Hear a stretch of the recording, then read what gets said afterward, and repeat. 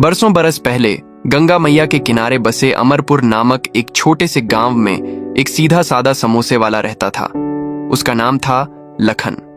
लखन के हाथ में ऐसा जादू था कि जब वह मसाले मिलाता, आलू भरता और गरम तेल में समोसों को सुनहरी रंगत देता तो उनमें एक अनोखा स्वाद घुल जाता। गांव के लोग कहते थे कि लखन के समोसे खाने से मन शांत हो जाता है और दिन भर की थकान पल भर में गायब हो जाती है। कुछ तो यह भी कहते थे कि उसके समोसों में माया नगरी का वास है। लखन की दुकान एक पुराने बरगद के पेड़ की छांव में लगती थी।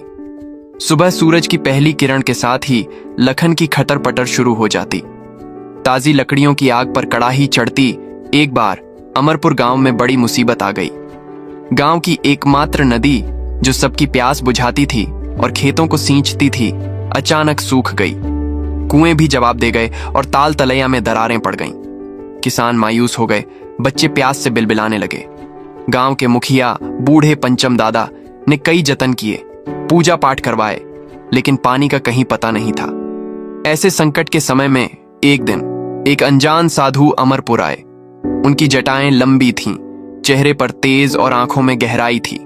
उन्होंने गांव वालों की परेशानी सुनी और पंचम दादा से कहा, इस गांव में किसी ऐसे व्यक्ति का वास है जिसके हाथों में अद्भुत शक्ति है, लेकिन उसे खुद इसका ज्ञान नहीं है। पंचम दादा हैरान रह गए। उन्होंने गांव के सभी ज्ञानी और तपस्वी लोगों के बारे में सोचा, लेकिन किसी में उन्हें ऐसी शक्ति नजर नहीं आई। तभी उन्हें लखन और उसके समोसों का ख्याल आया। गांव वाले तो उसके समोसों को मामूली समझते थे, पर शायद इसी में कोई रहस्य छुपा हो। पंचम दादा साधु को लखन की दुकान पर ले गए। लखन उस दिन भी अपनी धुन में समोसे बना रहा था। साधु ने एक समोसा उठाया, उसे ध्यान से देखा और फिर एक टुकड़ा खाया। उनकी आंखें चमक उठीं। उन्होंने लखन से पूछा, बेटा, क्या तुम कभी कोई सपना देखते हो? कोई ऐसी जगह जहां पानी ही पानी हो और हरियाली छाई हो? लखन थोड़ा झिझका, फिर बोला, हाँ बाबा, कभी कभी मुझे एक ऐसा नगर दिखाई देता है जहां नदियां कलकल करती हैं, झरने बहते हैं और खेत हमेशा हरे भरे रहते हैं। मेरा मन करता है कि मैं वहीं बस जाऊं। साधु मुस्कुराए और कहा, वही है माया नगरी, और तुम्हारे हाथों में उस नगरी को प्रकट करने की शक्ति है।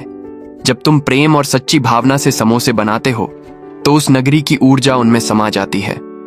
साधु ने लखन को एक छोटा सा मिट्टी का दीपक दिया और कहा, रात को इस दीपक को जलाकर उस माया नगरी का ध्यान करो और सच्चे मन से गांव के लिए पानी मांगो।